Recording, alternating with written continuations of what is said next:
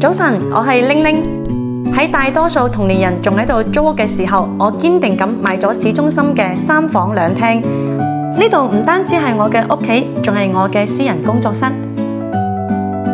夠鐘開工。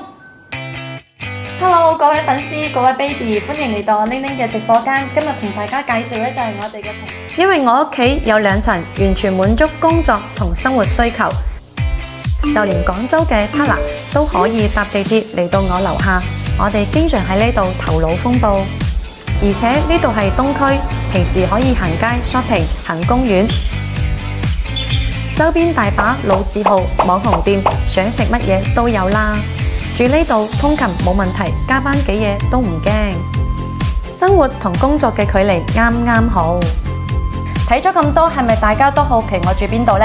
其實我呢度係中山奇江天宇啊，低總價就可以入手啦，快啲一齊同我做鄰居啦！